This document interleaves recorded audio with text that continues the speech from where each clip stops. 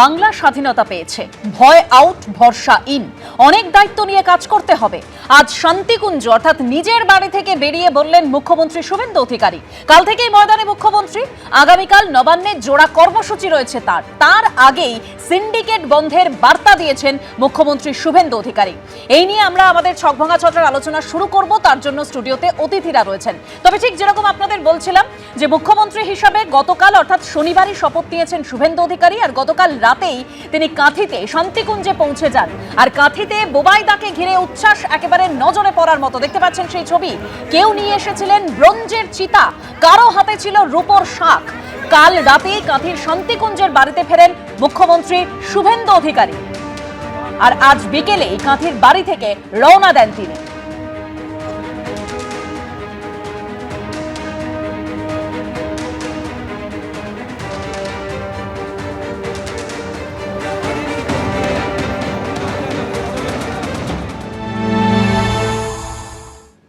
মুখ্যমন্ত্রী তার বাড়ি থেকে বের হলেন। মুখ্যমন্ত্রী শুভেন্দু অধিকারী বাড়ির বিপরীতে তিনি অনুগামীরা যারা জড়ো হয়েছেন তাদের সাথে দেখা করতে গেলেন, সেই ছবি আমরা দেখতে পাচ্ছি। বাড়ি থেকে বের হলেন মুখ্যমন্ত্রী এবং অনুগামীদের সঙ্গে দেখা করতে তিনি গেলেন। একে একে অনুগামীরা এগিয়ে আসছেন। বাড়ির ঠিক উল্টো দিকে একটি বাড়িতে আয়োজন করা হয়েছে, সেখানে অনুগামীরা জড়ো হয়ে রয়েছেন এবং মুখ্যমন্ত্রী শুভেন্দু অধিকারী তিনি জনতার মাঝে, অনুগামীদের মাঝে এগিয়ে যাচ্ছেন, সেই ছবি আমরা দেখতে পাচ্ছি। মুখ্যমন্ত্রী স্বয়ং এগিয়ে যাচ্ছেন, তার অনুগামীদের দিকে কথা বলতে যাচ্ছেন শুভেন্দু অধিকারী, সেই ছবি আমরা দেখতে পাচ্ছি।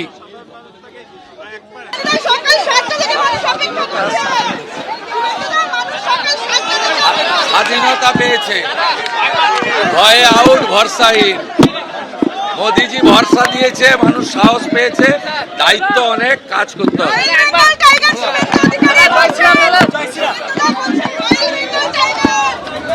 গতকালই শপথ নিয়েছিলেন, শপথ নেওয়ার পরেই তিনি বলেছিলেন আমি সবার মুখ্যমন্ত্রী, সবার জন্য আমাকে কাজ করতে হবে। আর আজকেও তিনি নিজের বাড়ি থেকে বেরিয়ে বলছেন নরেন্দ্র মোদী অনেক দায়িত্ব দিয়েছেন, ভরসা দিয়েছেন, সেই দায়িত্ব পালন করতে হবে, সবার জন্য কাজ করতে হবে। প্রথমেই তরুণ জ্যোতি। মানুষের সরকার, কাল থেকে ডিসিশনগুলো আপনারা দেখেছেন। এসএলএসটির ওএমআর শিট পাবলিশ করার নির্দেশ হয়েছে। টিটাগড় বুলেট ট্রেন ম্যানুফ্যাকচারের ক্ষেত্রে টিটাগড় 150 কি রোল এটা প্লে করবে। ন্যাশনাল ম্যানুফ্যাকচারিং ইউনিটের ওয়েস্ট বেঙ্গলের অবদান এটা হবে। Google already in Tux for investment in Bengal. Lion capital emblem, যেটা বিশ্ব বাংলারা বেকার সরিয়ে লায়ন ক্যাপিটাল এমব্লেমকে ফেরত আনা হয়েছে। এই সরকার প্রথম দিন থেকে বদ্ধপরিকর মানুষের হয়ে কাজ করার জন্য। এটা মানুষের সরকার, মানুষের জন্য সরকার, এবং মানুষের ডিমান্ড এবং তাদের প্রায়োরিটিগুলো ভেবে এই সরকার চলবে। শুভেন্দু অধিকারী মহাশয়, আমাদের মুখ্যমন্ত্রী, তিনি মানুষের মধ্যে উঠে এসেছেন। বিরোধী দলনেতা যখন তিনি ছিলেন, মানুষের মধ্যে বারবার ছুটে গেছেন, যে বিপদে পড়েছে পাশে দাঁড়িয়েছেন। এখন মুখ্যমন্ত্রীর চেয়ারে মানুষের কষ্টগুলো তিনি জানেন। চাকরিহারা শিক্ষক বা চাকরি যারা বঞ্চিত, তাদের সাথে তিনি ব্যক্তিগত স্তরে কথা বলেছেন, আইনি সাহায্য করেছেন। জ্বালা কষ্ট দুটোই তিনি জানেন, সেগুলোই করা হবে। যদি ওভারঅলই দেখা হয়, বিজেপি কি একটা সংকল্পপত্র প্রকাশ করেছিল, আপনারা দেখেছেন। সংকল্পপত্রের পয়েন্টগুলো দেখেছেন, এগুলো কিন্তু উপর থেকে উড়ে আসেনি। এর জন্য আমরা গ্রাউন্ড লেভেলে কাজ করেছিলাম। আমাদেরকে পাঠানো হয়েছিল বিভিন্ন জেলায়, সেখানকার লোকাল ইস্যু জানা হয়েছিল এবং তার উপর বেস করেই এই সংকল্পপত্র তৈরি করা হয়েছিল। প্রত্যেকটা বিধানসভার ক্ষেত্রেও সেপারেট প্রমিস ছিল, সেপারেট সংকল্পপত্র ছিল, এবং সেগুলো নিয়ে কাজ অলরেডি শুরু হয়েছে। আমাদেরকেও নির্দেশ দেওয়া হয়েছে যাতে আমরা কাজ চালু করে দিই, আমরা কাজ যাতে করি, এবং আমরা সেটাই করছি। মানুষের কথা শোনা হচ্ছে, যেখানে যে জায়গায় যে বিধায়ক কার্যালয়গুলো এগুলো হবে, সেগুলো সবই বিধায়ক কার্যালয় হবে না, জনগণের জনতার কার্যালয় হবে। আমরা জনতার সেবক হিসাবে এসেছি। মাননীয় মুখ্যমন্ত্রী মহাশয় শুভেন্দু অধিকারী তিনিও তাই করছেন এবং মানুষের কথাগুলো বারবার শুনছেন, সেই জন্যই একের পর এক কাজগুলো হচ্ছে।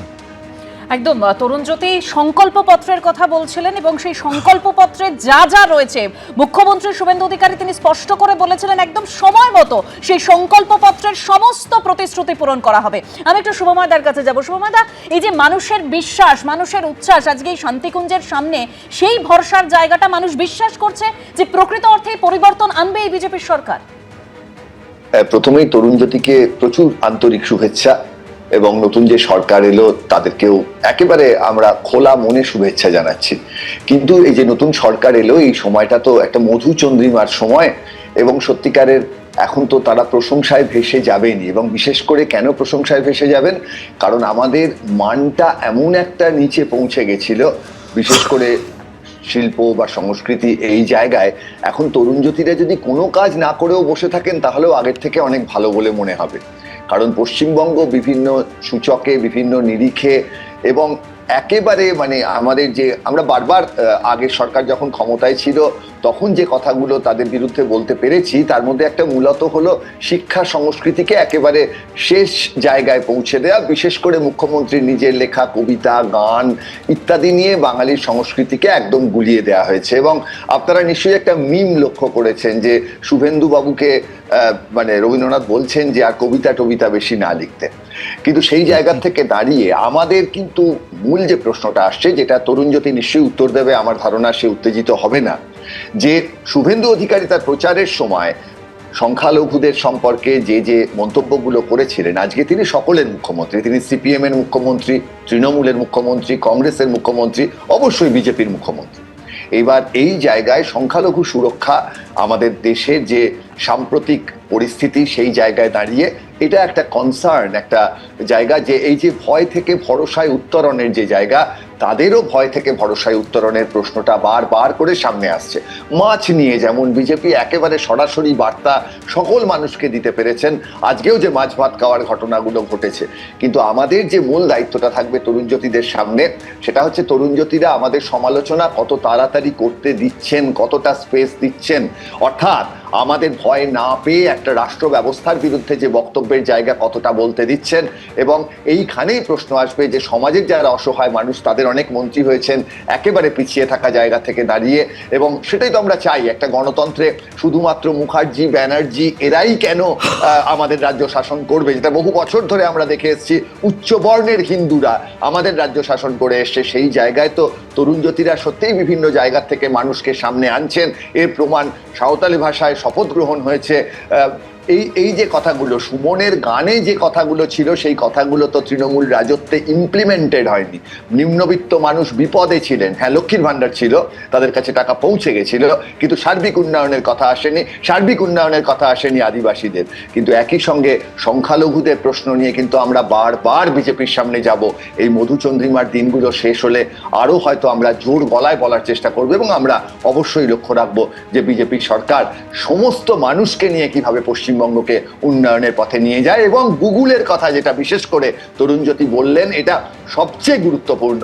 পশ্চিমবঙ্গে যে প্রচুর সফটওয়্যার ইঞ্জিনিয়ার, আমাদের ভালো ইঞ্জিনিয়াররা তৈরি হচ্ছে, তাদের জন্য যেভাবে সেমিকন্ডাক্টর শিল্প নিয়ে সম্পূর্ণ ভুল তথ্য দেওয়া হয়েছিল আগের রাজ্য সরকারের আমলে, যে আমাদের সল্টলেকে নাকি সেমিকন্ডাক্টরের ফ্যাব্রিকেশন ল্যাব হবে, এবং বছরের পর বছর যে শিল্প পরিস্থিতি নিয়ে আলোচনা হয়েছে, কোটি কোটি কোটি কোটি টাকার বিনিয়োগ, যার কিচ্ছু ছিল না।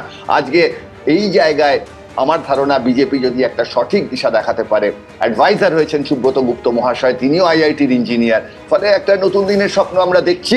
কিন্তু নতুন দিনের স্বপ্ন দেখা মানে এই নয় যে সমালোচনা না করা।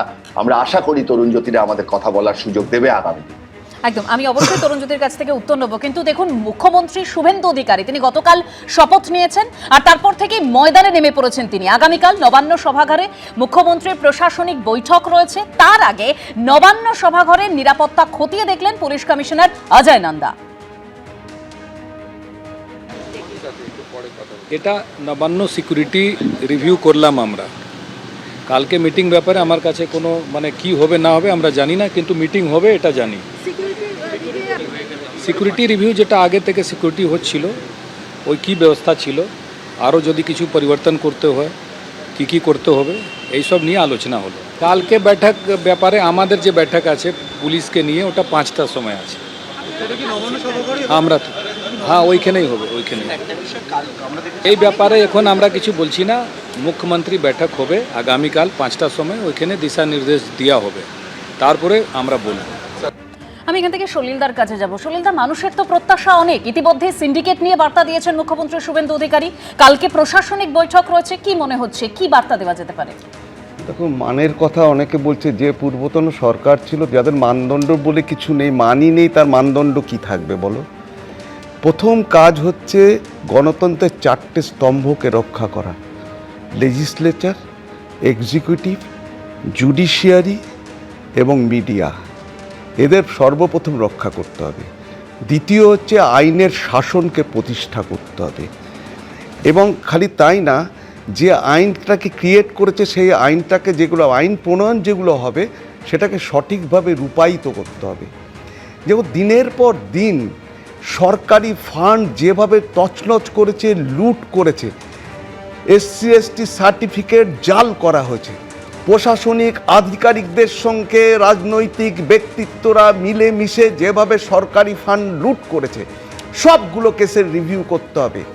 আর রইল তোমার ক্রাইমের কথা, সিন্ডিকেট, তোলাবাজি, টাকা নয় ছয় করা, সব কিছু তদন্ত ফিক্স আপ করতে হবে।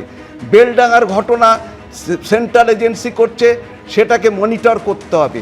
চাকুলিয়াতে পুলিশ অফিসারের উপর আক্রমণ থেকে শুরু করে, ফারাক্কা থেকে শুরু করে, across the country, across the state যা অন্যায় হয়েছে, অপরাধ হয়েছে, সবগুলোর এক এক করে বার করতে হবে। আইনের শাসনকে প্রথমে প্রতিষ্ঠা করতে হবে। ঘাটাল মাস্টার প্ল্যানের নাম করে কোটি কোটি টাকা লুট করা হয়েছে, সেইটাকে রূপায়িত করতে হবে। দেখো, উন্নয়ন বলো, শিল্প বলে, এতে সময় লাগবে, টাইম লাগবে, কিন্তু আইনের শাসনটাকে কিন্তু তোমার বাস্তবায়িত করতে হবে। রুল অফ ল হচ্ছে প্রায়োরিটি নাম্বার 1। প্রায়োরিটি নাম্বার 2 হচ্ছে যে সমস্ত কেসগুলো যেগুলো হয়েছে, যে অপরাধগুলো সংগঠিতভাবে হয়েছে, সেই অপরাধগুলো কিন্তু যেগুলো যার মধ্যে জল মেশানো আছে, ভেজাল মেশানো আছে, সেই সব কেসগুলো রিওপেন করতে হবে, 1 নম্বর। 2 নম্বর হচ্ছে অভয়ার মৃত্যুর কমিশন তৈরি করতে হবে। যারা যারা এই সমস্ত ট্যাম্পার করেছে, এভিডেন্সেস ট্যাম্পার করেছে, যারা যারা যে সমস্ত আসল অপরাধীদের লুকিয়ে রেখেছে, তাদের রেসপন্সিবিলিটি ফিক্স আপ করে আইনের সামনে নিয়ে আসতে হবে। একদম শুভেন্দু অধিকারী মুখ্যমন্ত্রী তিনি বলেইছেন যে আরজিকর কমিশন হবে, সন্দেশখালী কমিশন হবে। রুল অফ ল এর কথা বলছিলেন সলিল দা। আমি একটু দেবনারায়ণদার কাছে যাবো। দেবনারায়ণদা, এতদিন ধরে একাধিক অভিযোগ আমরা পেয়েছি যে পুলিশ ঠিকমতো কাজ করতে পারেনি, দুষ্কৃতীদের মুক্তাঞ্চলে পরিণত হয়ে উঠেছে রাজ্য। সেখান থেকে তো আমরা এটাই চাই যে আইনের শাসন প্রতিষ্ঠা হোক, এটাই সর্বাধিকার হোক। পিবি শেলির একটা বিখ্যাত কবিতা ছিল মিউটেবিলিটি, অর্থাৎ পরিবর্তনশীলতা। তার প্রথম, man's yesterday can never be like his tomorrow, not may endure but mutability. মানুষের গতকাল আগামীকালের মতো হয় না, পরিবর্তন ছাড়া কোনো কিছু স্থায়ী নয়। নিঃসন্দেহে এই পরিবর্তনকে আমরা স্বাগত জানাই। এবং আরেকটা কথা বলি, true hope is Swift and flies with solo spin. প্রকৃত যে আশাটা দ্রুতগামী চলে, আমরা দ্রুতই দেখতে চাই। সলোর মতো পাখায় যেটা চলে, আমরা এখন যদি শুধু বলি যে এটা হবে ওটা হবে, এর একটা দ্রুত রূপায়ণ আমি চাই। আর একটা কথা, আজকে মাছ নিয়ে একটা কথা হচ্ছিল, এই সরকার কিছুই করেনি, সব খারাপ করেছে। আমি দেখছিলাম তথ্য থেকে, আজকে দেখছিলাম এই সরকার সব থেকে মাছ বেশি উৎপাদন করে অন্ধ্রপ্রদেশ, 35 লক্ষ মিলিয়ন টন, 35 লাখ টন মাছ উৎপাদন। পশ্চিমবঙ্গ দ্বিতীয়, 24 লাখ টন, এবং ভারতের মধ্যে দ্বিতীয়। এবং এই সরকার আসার পরের থেকে দ্বিতীয় মাছ উৎপাদন করেছে, এবং বিশেষ করে ইনল্যান্ড ফিশারিজ। সুতরাং এই সরকার কিছু করেনি, তাই দ্বিতীয়। আর দুই নম্বর, বহুমুখী দারিদ্র থেকে আজকে যদি দেখা যায়, এটা নীতি আয়োগের তথ্য। আমি বলি না, ঠিক আছে, 2015-16 সালে বহুমুখী দারিদ্র ছিল এই পশ্চিমবঙ্গে 21.5, নেমে এসছে 8. গুজরাটের থেকে দারিদ্র, আমি বলছি না আমরা বলবো না, কিন্তু আমরা চাই আরো উন্নতি। আবার আসবো। দেবনারায়ণদার পুরনো অভ্যাস এখনো বাদ দিতে পারেনি। উনি অ্যাবসার্ড কথা বলতেন, অ্যাবসার্ড কথাই বলছেন। সেকেন্ডে মৎস্য উৎপাদনের, সেকেন্ডে পশ্চিমবঙ্গ, মিথ্যে কথা, ফার্স্ট মিথ্যে কথা, সেকেন্ড মিথ্যে কথা, দারিদ্র দূরীকরণ পশ্চিমবঙ্গে হয়নি। পশ্চিমবঙ্গে গরিবরা আরো গরিব হয়েছে। মমতা বন্দ্যোপাধ্যায়ের পরিবার, তাদের দ্বারা বড় লোক হয়েছে, আর কারোর কিছু হয়নি। আর দাদা সৌম্যদা বলছিলেন, সৌম্যদাকে আমি যথেষ্ট শ্রদ্ধা করি, আমার স্কুলেরই এক্স স্টুডেন্ট অ্যালামনি বলা যায়, উনি মধুচন্দ্রিমার কথা বলছিলাম। সৌম্যদা, আপনাকে একটু মনে করায় মধুচন্দ্রিমা কীরকম হয়েছে। 4 তারিখ রেজাল্ট বেরিয়েছে, তরুণজয়ী তিওয়ারি ধরুন প্রথম ভোটে দাঁড়িয়েছিল, প্রথম ভোটে জিতা, সেলিব্রেট করা উচিত ছিল তো আমার, তাই না? 5 তারিখ সকাল থেকে আমি মাঠে ছিলাম। কেন ছিলাম জানেন দাদা? কিছু নব্য তৃণমূল, কি পুরনো তৃণমূল হঠাৎ করে আবির মেখে বিজেপি হয়ে গিয়ে সাধারণ মানুষের উপর অত্যাচার শুরু করেছিল। আমি রাস্তায় ছিলাম, মানুষের পাশে দাঁড়িয়েছি, যাদের দোকান তুলে দিয়েছিল একদম তরুণ তাদের জ্যোতি দোকান পুরনো করেছি। তৃণমূলের কথা বলছিলেন, সাসপেন্ডেড তৃণমূল মুখপাত্ররা ঠিক কি অভিযোগ করছেন? একেবারে দলের বিরুদ্ধেই ক্ষোভ উগরে দিয়েছেন তারা। আইপ্যাক থেকে তোলাবাজি একাধিক ইস্যুতে দলের বিরুদ্ধেই এবার ক্ষোভ উগরে দিলেন সাসপেন্ডেড তৃণমূল মুখপাত্র রিজু দত্ত। কি বলেছেন তিনি, শুনুন। এই যে দলের বিপুল হার ধস তৃণমূল কংগ্রেসের, সেক্ষেত্রে কি মনে হচ্ছে এই ঔদ্ধত্যতাই দলের হারের পেছনে মূল কারণ? 3টে কারণ। প্রথম কারণ হচ্ছে আইপ্যাক। বিগত 6 মাস ধরে তৃণমূল কংগ্রেস একটা রাজনৈতিক সাংগঠনিক দল, সেই দলটাকে চালিয়েছে একটা ব্যবসায়িক সংস্থা যার নাম আইপ্যাক। আর দিদি এবং অভিষেকদা দুজনেই অন্ধের মতো তাদের বিশ্বাস করেছে।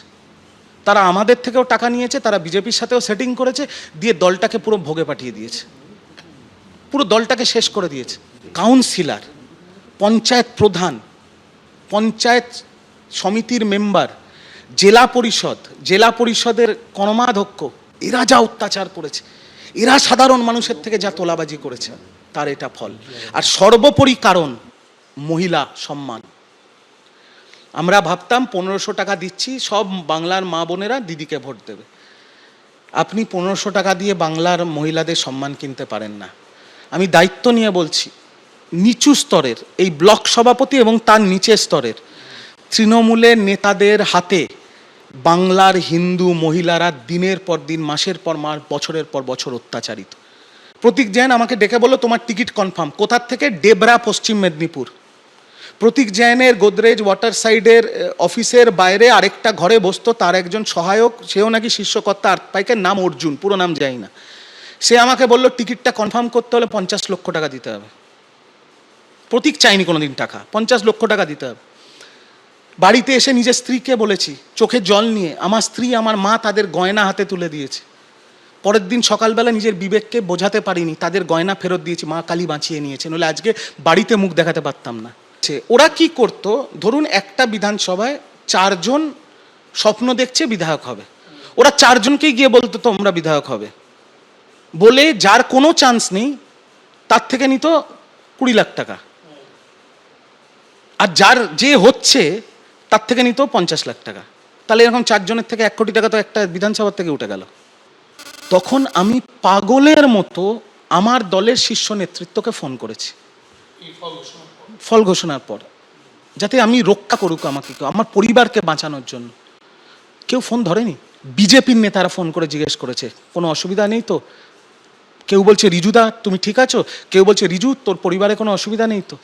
আমি তখন বাধ্য হয়ে, আমি ওপেনলি বলছি, মুখপাত্র হওয়ার সুবাদে আর আমার মার দিল্লির পরিচিতিতে, আমি দিল্লির বিজেপির কিছু শীর্ষ নেতৃত্বের সাথে যোগাযোগ করি এবং বঙ্গ বিজেপির কিছু শীর্ষস্থানীয় নেতৃত্বের সাথে যোগাযোগ করি এবং তাদের বলি যে আমার কি বেঁচে থাকার অধিকার নেই, আমার পরিবারের কি বেঁচে থাকার অধিকার নেই আমি তৃণমূল করি বলে?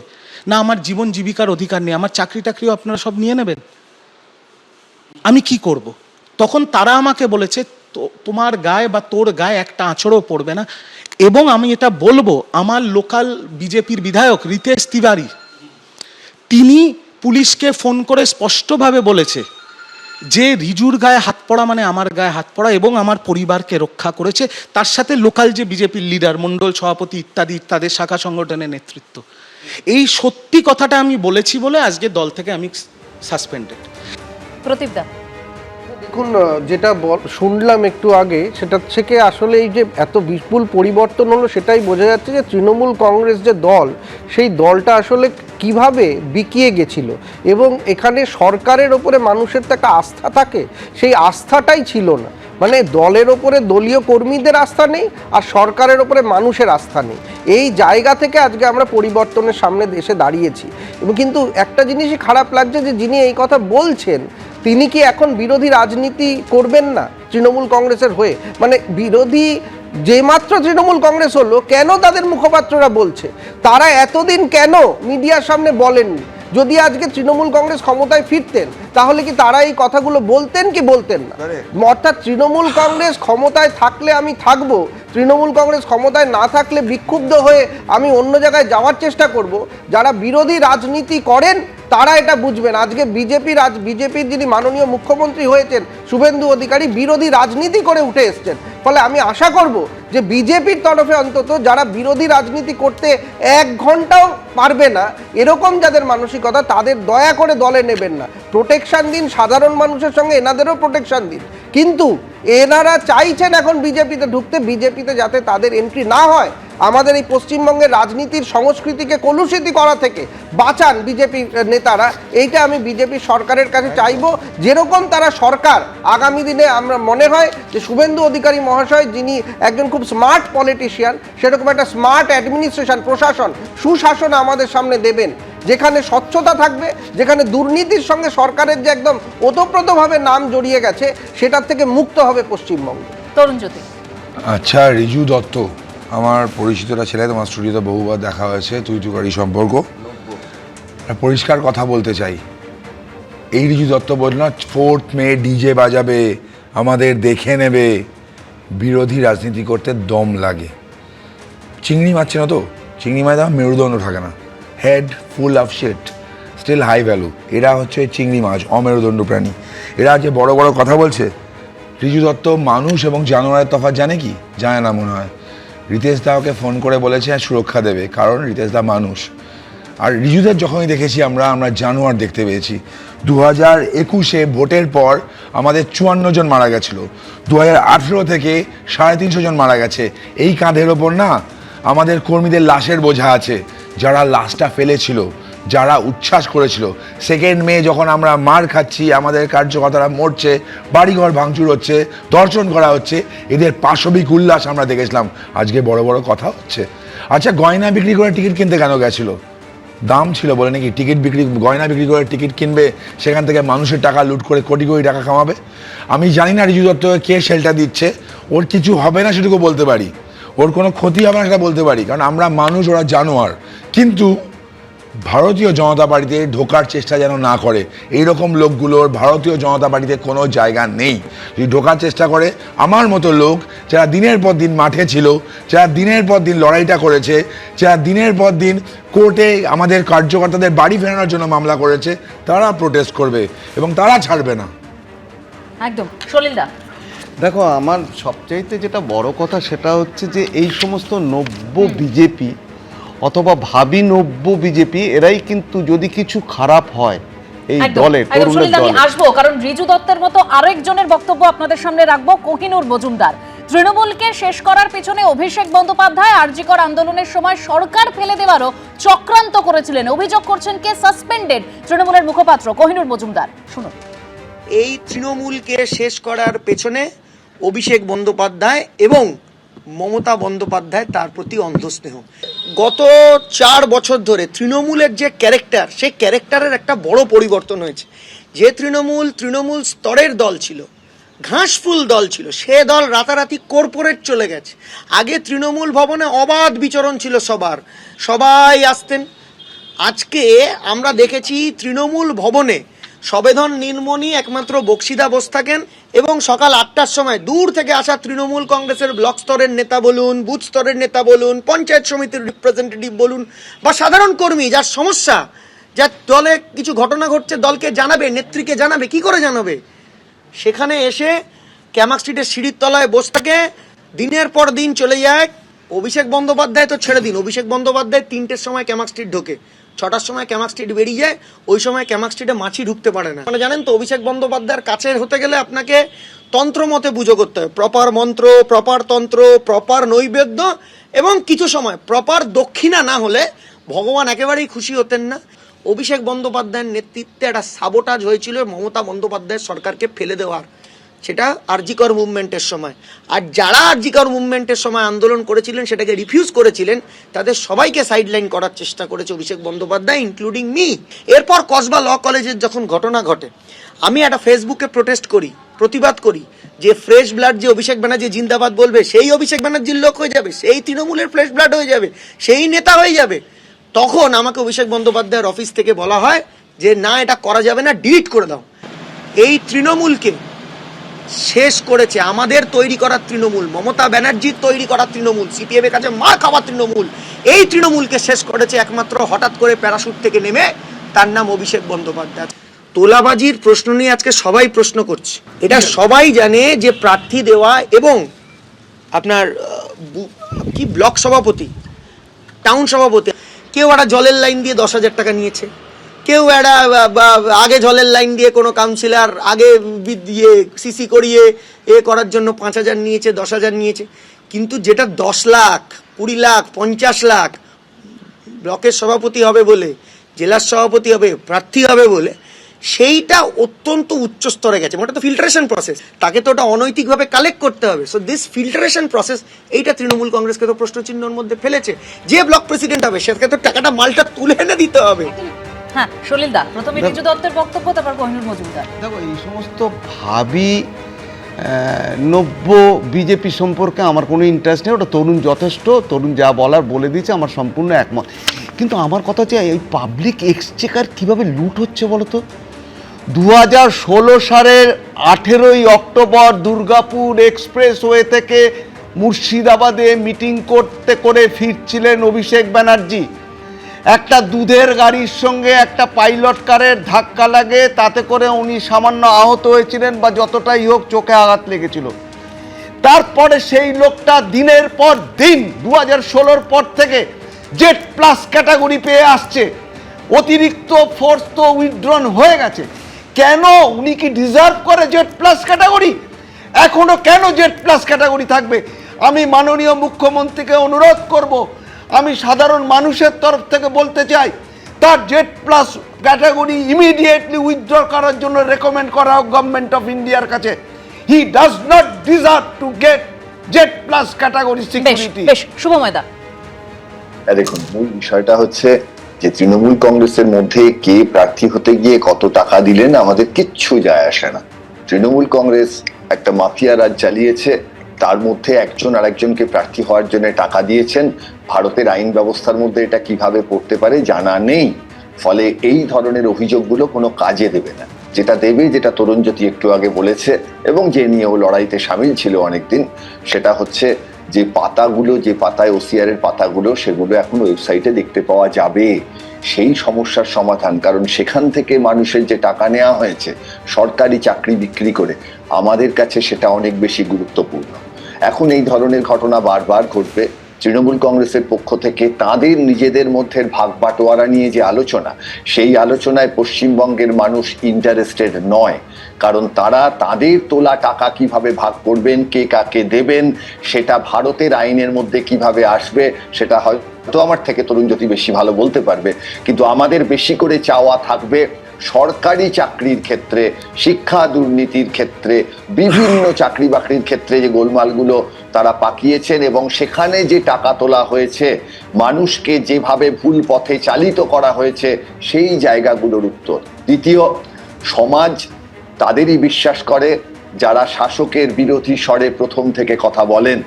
অর্থাৎ তৃণমূল ক্ষমতায় থাকার সময় আমাদের বিভিন্ন আলোচনায় আমরা যখন রাজনীতি বিশ্লেষণের জায়গাতেও সমালোচনা করেছি তৃণমূলের, এবং একই সঙ্গে আমরা তৃণমূল বিজেপি সেটিং এর কথাও বলেছি, যে কথাটা একটু আগে তৃণমূলের মুখপাত্র এত হালকা চালে বললেন যে আইপ্যাকের মধ্যে তারাও বিজেপির কাছে ডেটা দিয়ে দিত, এভাবে নয়, সেটা একটা রাজনৈতিক আলোচনা ছিল। আজকে বিজেপি প্রমাণ করেছে এই নির্বাচনে জিতে যে সেই সেটিং তত্ত্ব অন্তত আজকের এই সময়টায় ভুল। কিন্তু তার মানে এই নয় তো যে পুরনো সব ইতিহাস মুছে যাবে। অর্থাৎ বিজেপির যে ইতিহাস, মানে একের পর এক বিস্ফোরক অভিযোগ তৃণমূলের সাসপেন্ডেড মুখপাত্রদের। দেবনারায়ণ দা, রিজু দত্ত কোহিনুর সম্পর্কে শঙ্খ ঘোষের একটা কবিতা মনে পড়ছে, সত্য মিথ্যা, কোনটা বলে সত্য কথা, কোনটা বলে মিথ্যা, সেটাই যদি জানতে অনেক কথা শিখতে। তাহলে মিথ্যে কোনটা সত্য, এটা তো আমি বুঝতে পারছি না, কোনটাকে তৈরি আর কোনটা সত্য। অন্যায় তো হয়ে, আমি তো বলছি দুটো লোকই মৃত্যু না, না, কোনটুকু সত্য আর কোনটুকু মিথ্যা আমি তা বলিনি। ওর যে সম্পূর্ণ সত্য কিনা, কোনটুকু মিথ্যা, এটা আমি বলতে না, আপনি দুদিকেই থাকবেন, এটা তো হয় না। আমি তা বলিনি, কিন্তু আপনার স্ট্যান্ডটাকে পরিষ্কার আমার স্ট্যান্ডটা পরিষ্কার, আপনার কোনো অসুবিধা নেই। কিন্তু ওই যে কথাগুলো বললো বিজেপিতে যাওয়ার জন্য, যে কথাগুলো বললো, অন্যায় তো হয়েছে নিশ্চয়, আমি তো বলছি অন্যায় তো হবে না। আমি এখন একটা কথা আমি বলি, আমি একটা কথা বলি, না না না, Shakespeare wrong does not cease to be wrong because the majority sharing it. অন্যায় টাকা নিঃশেষ না হওয়াটাই অন্যায়, কারণ অধিকাংশের স্বার্থ এখানে জড়িত।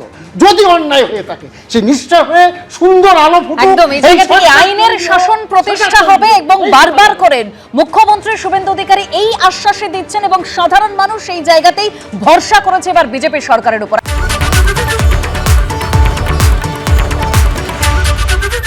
এবিপি আনন্দ, এগিয়ে থাকে, এগিয়ে রাখে।